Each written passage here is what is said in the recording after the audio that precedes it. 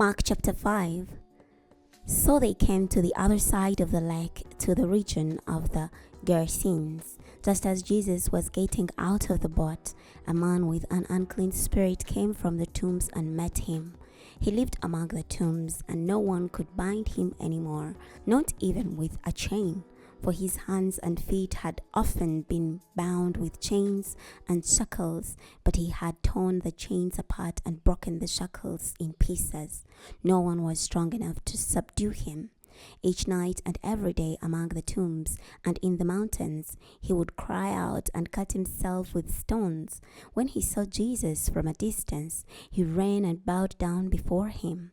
Then he cried out with a loud voice, "Leave me alone, Jesus, Son of the Most High God. I implore you by God, do not torment me." For Jesus had said to him, "Come out of that man, you unclean spirit." Jesus asked him, "What is your name?" And he said, "My name is Legion, for we are many." He begged Jesus repeatedly not to send them out of the region. There on the hillside, a great herd of pigs was feeding, and the demonic spirits begged him, "Send us into the pigs, let us enter them." Jesus gave them permission. So the unclean spirits came out and went into the pigs. Then the herd rushed down the steep slope into the lake, and about 2,000 were drowned in the lake. Now the herdsmen ran off and spread the news in the town and countryside, and the people went out to see what had happened. They came to Jesus and saw the demon-possessed man sitting there, clothed and in his right mind, the one who had the legion, and they were afraid.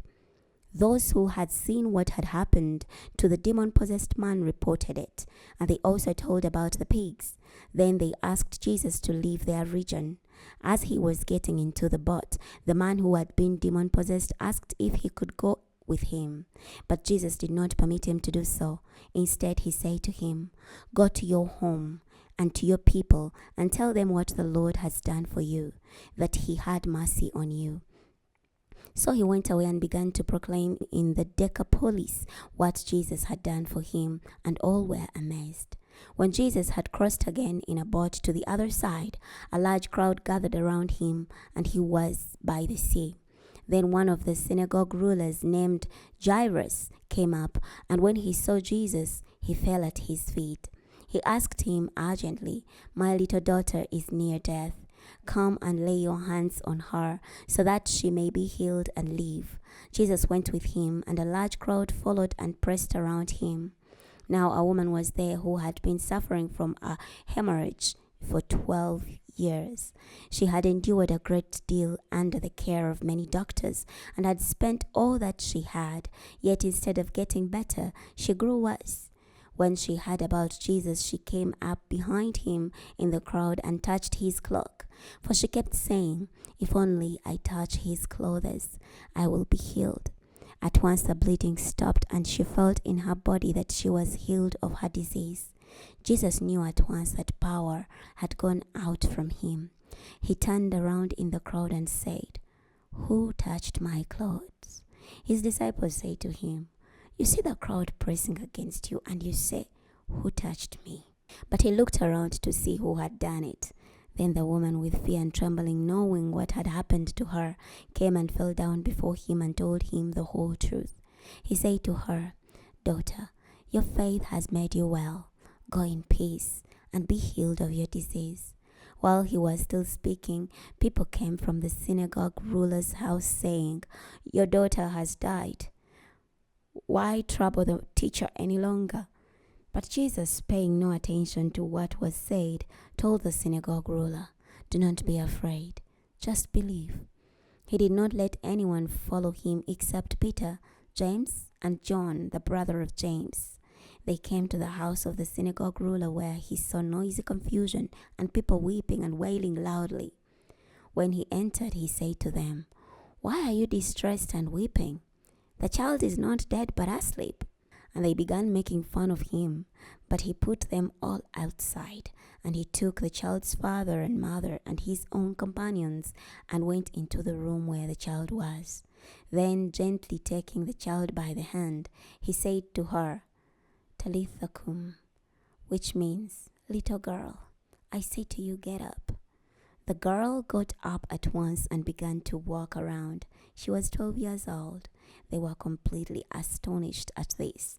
He strictly ordered that no one should know about this and told them to give her something to eat. Chapter 6. Now Jesus left that place and came to his hometown, and his disciples followed him. When the Sabbath came, he began to teach in the synagogue. Many who heard him were astonished, saying, "Where did he get these ideas? And what is the wisdom that has been given to him? What are these miracles that are done through his hands? Isn't this the carpenter, the son of Mary, and brother of James, Joseph, Judas, and Simon? And aren't his sisters here with us?" And so they took offense at him. Then Jesus said to them, "A prophet is not without honor except in his hometown and among his relatives and in his own house." He was not able to do a miracle there except to lay his hands on a few sick people and heal them. And he was amazed because of their unbelief. Then he went around among the villages and taught. Jesus called the 12 and began to send them out 2 by 2. He gave them authority over the unclean spirits. He instructed them to take nothing for the journey except a staff, no bread, no bag, no money in their belts, and to put on sandals, but not to wear 2 tunics. He said to them, "Wherever you enter a house, stay there until you leave the area. If a place will not welcome you or listen to you, as you go out from there, shake the dust off your feet as a testimony against them." So they went out and preached that all should repent. They cast out many demons and anointed many sick people with oil and healed them. Now Herod had this, for Jesus' name had become known.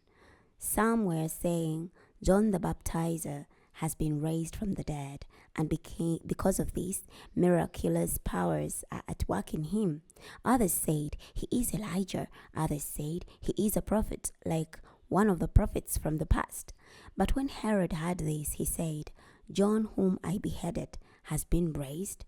For Herod himself had sent men, arrested John, and bound him in prison on account of Herodias, his brother Philip's wife, because Herod had married her. For John had repeatedly told Herod, "It is not lawful for you to have your brother's wife."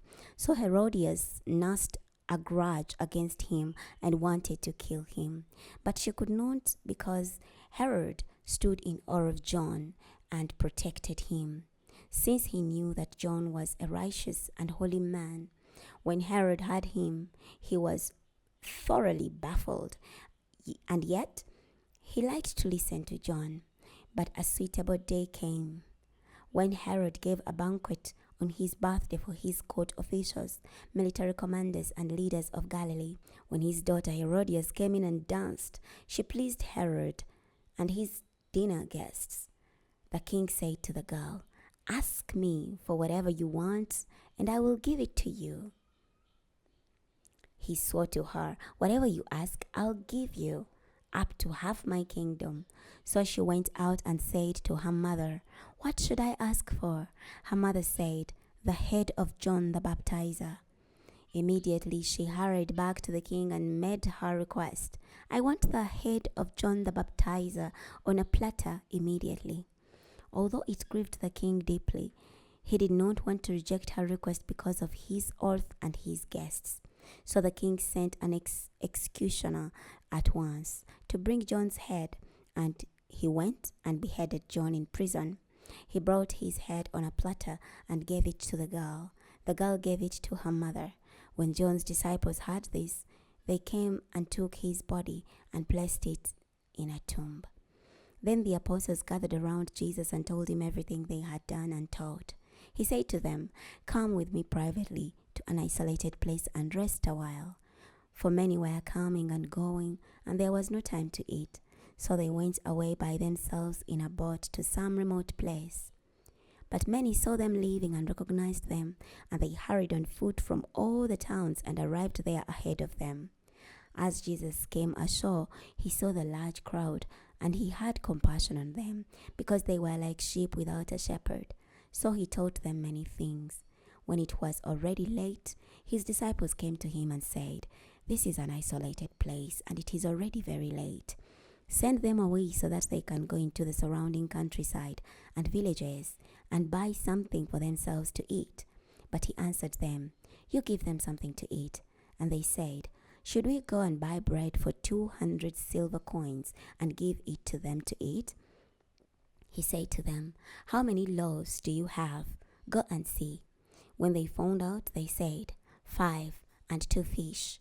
Then he directed them all to sit down in groups on the green grass. So they reclined in groups of hundreds and fifties. He took the 5 loaves and 2 fish, and looking up to heaven, he gave thanks and broke the loaves. He gave them to his disciples to serve the people, and he divided the 2 fish among them all. They all ate and were satisfied. And they picked up the broken pieces and fish that were left over, 12 baskets full. Now there were 5,000 men who ate the bread. Immediately Jesus made his disciples get into the boat and go on ahead to the other side, to Bethsaida, while he dispersed the crowd. After saying goodbye to them, he went to the mountain to pray. When evening came, the boat was in the middle of the sea, and he was alone on the land. He saw them straining at the oars, because the wind was against them. As the night was ending, he came to them walking on the sea, for he wanted to pass by them. When they saw him walking on the water, they thought he was a ghost. They cried out, for they all saw him and were terrified. But immediately he spoke to them. "Have courage, it is I. Do not be afraid." Then he went up with them into the boat, and the wind ceased. They were completely astonished, because they did not understand about the loaves, but their hearts were hardened. After they had crossed over, they came to land at Gennesaret and anchored there. As they got out of the boat, people immediately recognized Jesus. They ran through that whole region and began to bring the sick on mats to wherever he was rumored to be. And wherever he would go, into villages, towns, or countryside, they would place the sick in the marketplaces and would ask him if they could just touch the edge of his cloak, and all who touched it were healed. We're stopping here today. Next time we're going to be starting from Mark chapter 7. I'll see you then.